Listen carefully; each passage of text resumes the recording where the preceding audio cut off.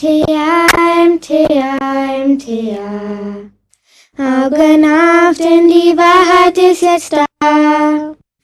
Islams Bilder ziehen jetzt in aller Welt, auch wenn es den Feind des Gottes nicht gefällt. Wollt ihr wissen, was der Islam wirklich lehrt? Was befreit und was das Herz nicht beschwert? Dann schaltet ein das Fernsehen MTA und die Lehre des Propheten ist euch nah.